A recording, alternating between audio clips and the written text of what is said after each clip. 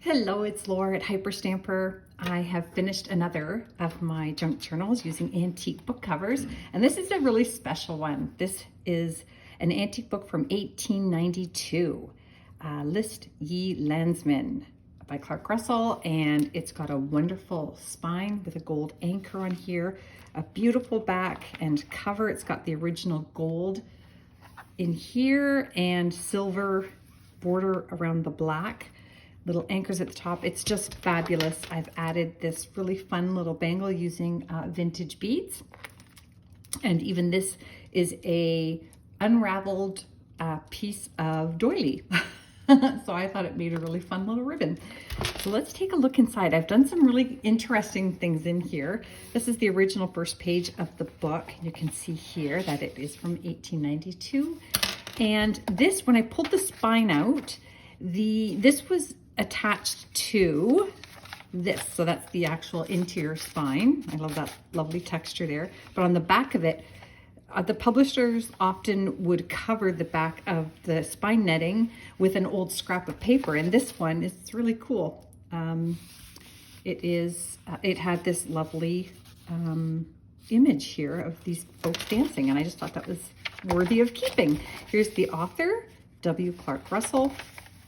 And then we've got some fun children's book pages here with great graphics and images. This is from May, Paris, France Almanac. And this wonderful little photograph, which we think our little survey says about 1930s. Look at the little sailor outfit this little tot is wearing. Very, very sweet. And we have a home economics page here from the 40s. And here is a fantastic little book that's just made out of a bunch of antique paper scraps. And the cover itself is from a how-to watercolor book from the 70s. So that's kind of neat.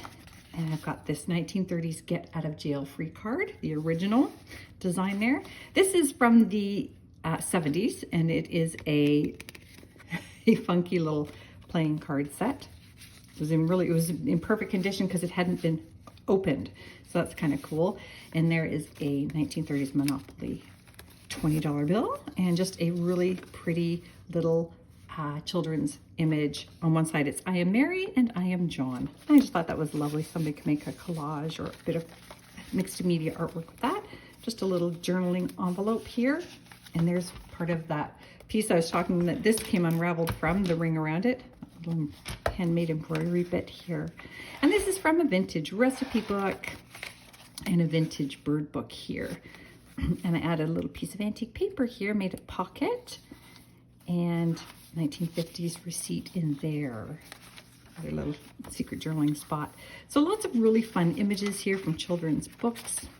Everything in here is real antique and vintage ephemera except these few tea-dyed pages, which, yeah, just to give you that little extra bit of writing space. Look at this fun stamp here that was added to this 1955 stamp collector's book page. Isn't that neat? So lots of fun things to look at there. And this really pretty postcard from the early 1900s. Look at that ship. And the landscape, just gorgeous, little sunset. And this is just a really fun advertisement from a 1949 magazine. It's just got the really, oh, look at, there's a stamp collection right there. That's kind of neat. Some vintage jewelry, just really fun little advertisements there. And under here's a little journaling spot. And over here, same deal, a little journaling spot there. And this is an antique book page that I just thought the image on was really cool. So I added some more antique paper at the back to write on. Oop, let's flip that around so the pretty side's up. This is a really awesome map. Great Britain. Lots of cool little isles there. And a vintage music sheet. Look at this one. Is that cool? I just love that they're whole notes. The whole thing is whole notes. I just thought it was really, really fun. And another children's book page. Whoop. And I made this pocket out of a doily. And in it, I put this very old birthday card. Can't miss your birthday. And it's got the little arrow in it that you would turn that would give you wealth, good cheer, success, or good luck or happiness. It's pretty fun, and you would flip that to where you wanted it. And this one was from Gladys and John. So you can actually use this. You can also use it in journal inside here. It's got the original little spot there for the arrow. I think it's fabulous. Love it. Wonderful colors. A sewing instruction page here, and a 1920s children's book image here that I turned into a pocket on top of a player piano page roll.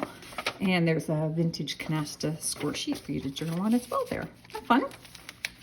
This is from the early 1900s. It was extremely brittle from an antique ledger.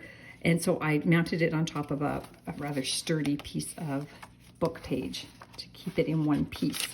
And then this is the original onion paper for this plate that came out of an early 1900s book about medieval costumes. And this is some costumes from the 1400s. And again, just a pretty little image here on that book page. And this is that player's piano page again with more spine here.